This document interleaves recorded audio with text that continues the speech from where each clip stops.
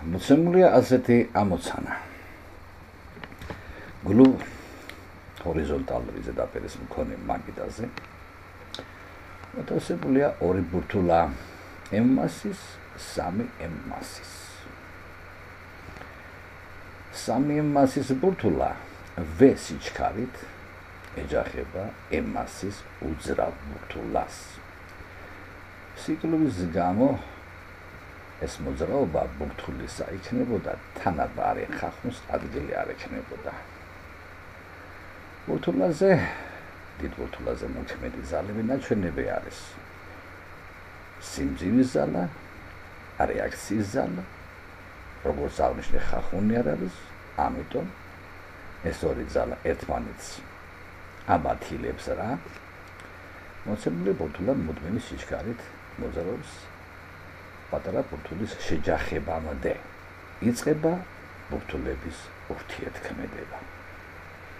დიდი ბურთულას სიჩქარე კლებულობს, პატარა ბურთულა იწყებს უკვე აჩქარებულ მოძრაობას.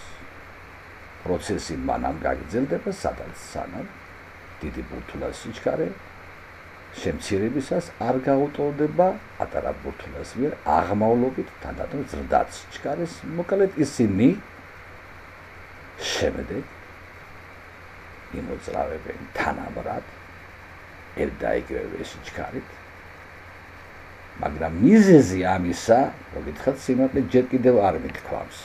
საქმე ის არის, რომ ეს ბურთულები არადრეკადნი არიან. კერძოდ მითითებულია მოცემულ ამოცანაში, რომ ისინი პლასტერინისაგან არიან დამზადებული.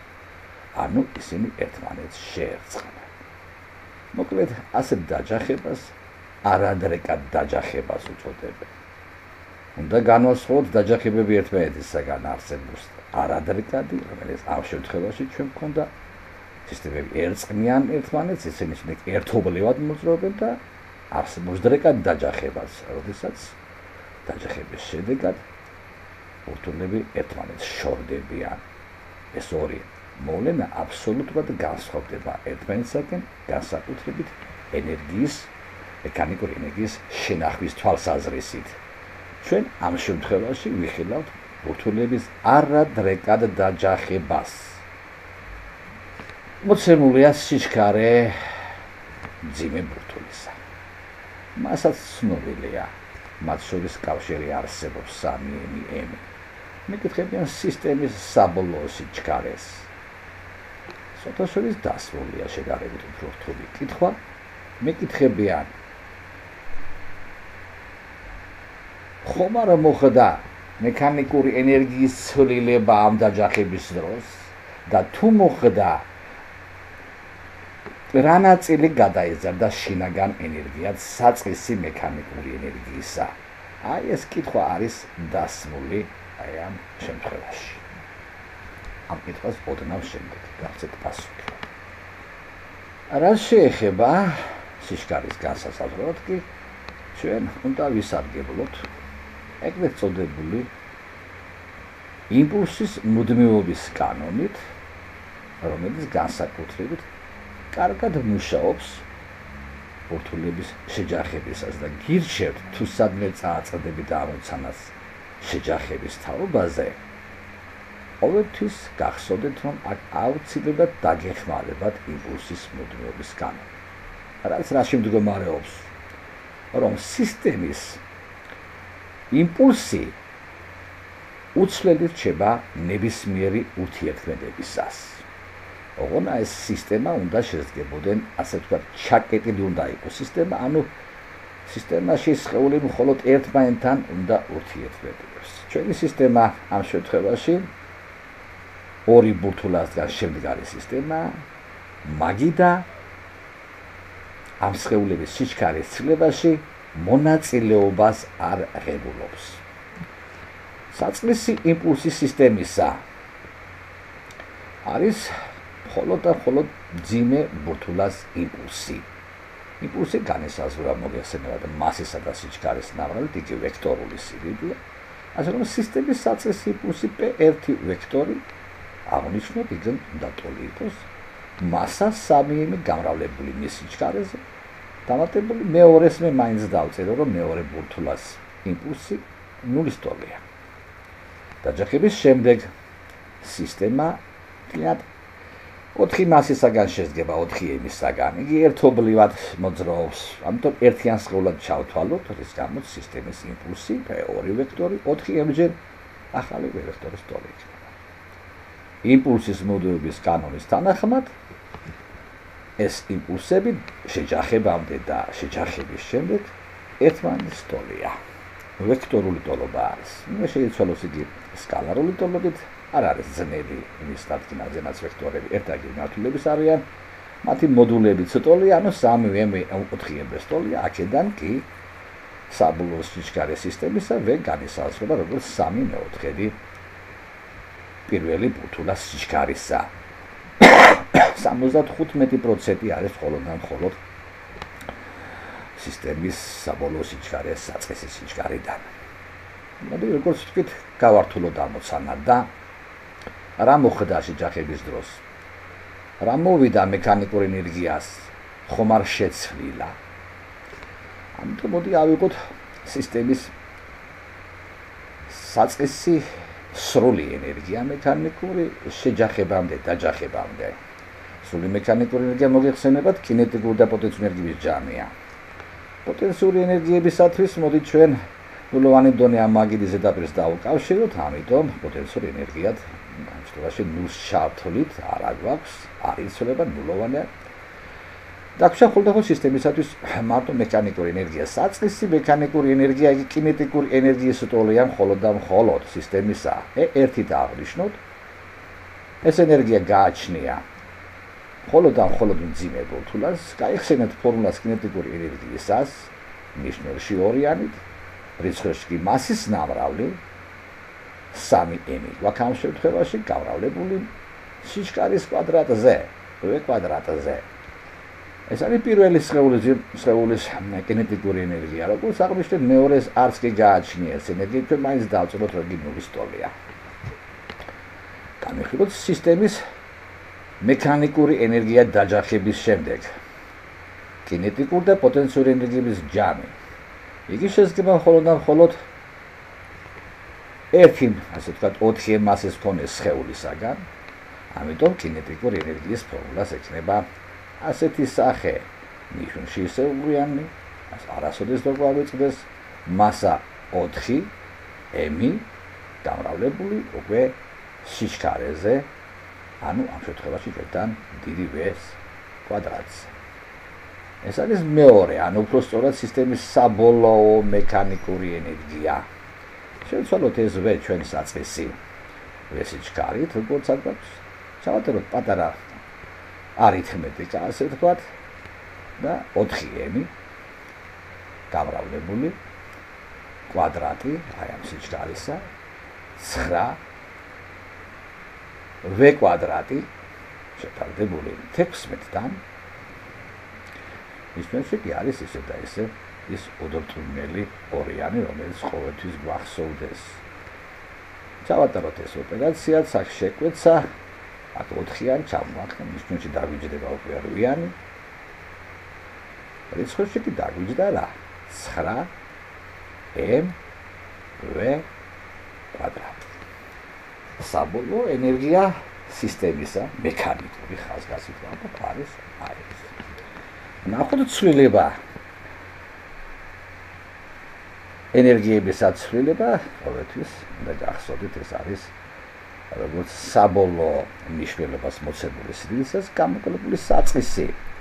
საბოლოო ენერგია E2-ს გამოკლებული საწყისი მექანიკური ენერგია E1. შევასრულოთ ეს ოპერაციაც, ანუ 9m v კვადრატის მერვედი. ამას გამოვაკლოთ უნდა საწყისი 3, აი ეს არის 3m კვადრატ ნახევარი. 3m v კვადრატ ნახევარი. უდრის შევასრულოთ ეს მარტივი მოქმედება. აქ იქნება 12 მერვედი. გამოვაკლებთ და მივახციოთ კვადრატს, რომ ვღებულობთ უარყოფით შედეგს მინუს ნიშნით, აი აქ დაგიჯდება 3mv კვადრატის მევ-დ. ნიშანმა მინუსმა მივანიშნა იმის თავაზე, რომ მექანიკური ენერგია სისტემისა შემცირებულა. სად უნდა წასულიყო ეს მექანიკური ენერგია, კერძოდ კინეტიკური ენერგია? იცით ალბათ, მოგიხსენებათ, რომ ბუნებაში არაფერი უკვალოდ არ იკარგება, ღვთისწყალობით ადგილი აქვს ენერგიის მუდმივობის ზოგად კანონს, ამიტომ აი ეს ნაწილი ენერგიისა, მექანიკური ენერგიისა უნდა გადასულიყო სხვა ენერგიად. კერძოდ, არა ენერგიაში შეიძლება გადასულიყო ეს მექანიკური ენერგია. თუ შევამჩნევთ და გააღბზომავთ აი ამ ბურთულების ტემპერატურას დაჯახების შემდეგ, აღმოჩნდება იგი უფრო თბილი იქნება ეს სისტემა ვიდრე საწყისი ტემპერატურა. ანუ როგორც ჩანს, უნდა მოხდარიყო და უნდა მოხდარიყო და მოხდება აუცილებლად ბურთულები გათბებიან. ანუ შინაგანმა ენერგია მოიმატა. ენერგიის მუდმივობის ზოგადი კანონით კი აი ეს შინაგანი ენერგიის ნაზრდი უნდა ყოფილიყო კინეტიკური ენერგიის ცვლილების ტოლის შებრუნებული ნიშნი, საწინააღმდეგო ნიშნი და ანუ რაც იმაზე ანიშნებს, რომ რამდენითაც მოიკლოს სისტემის კინეტიკურმა ენერგიამ, იმდენით გაიზარდა სისტემის შინაგანი ენერგია. მაინც რა ნაწილია იგი საწყისი ენერგიისა? მოდი ეს ფარდობაც დავთვალოთ. ანუ გამოსახოთ დელტა U შევაფარდოთ საწყის ენერგიასთან, მექანიკურთან.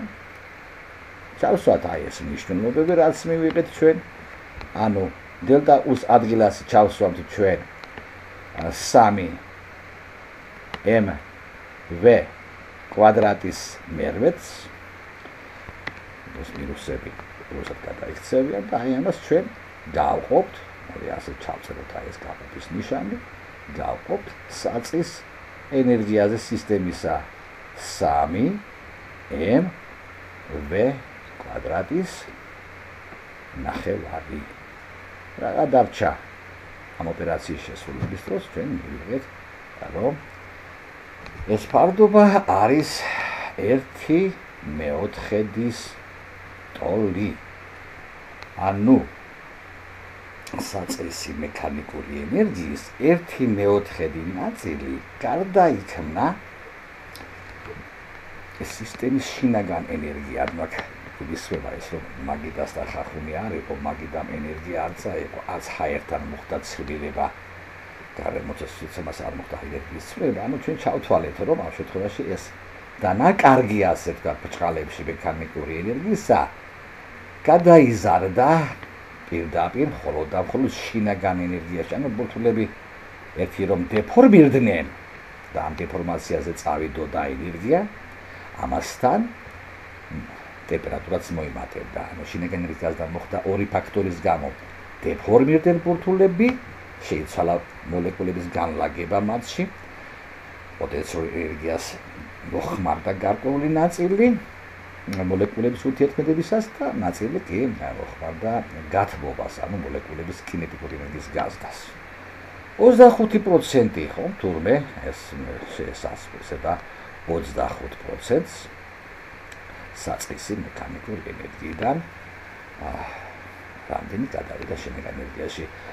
როგორც მოგახსენეთ, ეს შეეხო მხოლოდ და მხოლოდ დრეკად დაჯახებას. დრეკად დაჯახების დროს აუცილებლად ხდება მექანიკური ენერგიის დანაკარგი. იგი გადადის ნაწილობრივ აუცილებლად შინაგან ენერგიაში. თუ სხვა დროს განვიხილავთ უკვე ბურთულების დრეკად დაჯახებას, აქ მნიშვნელოვანი ის იქნება და დავარდეთ ალბათ შემდეგ სხვა მეცადინეობების დროს, რომ ამ დროს მექანიკური ენერგია სისტემისა არ იცვლება, არ ხდება მექანიკური ენერგიის გადასვლა შინაგან ენერგიაში დრეკადი დაჯახების დროს. აქ ამოცანა შეიძლება გაღრმავებული იყო ასევე იმ ხრითაც, რომ თუ აქ მოცემული იქნებოდა ბურთულების საწყისი ტემპერატურა მათი სითბოტევადობა ჩვენ დავადგენდით რა ტემპერატურამდე გათბებოდა ბურთულები აი ამ ენერგიის ხარჯზე. მაგრამ ეს მომავლისათვის. ახლა კი მადლობთ ყურადღებისათვის.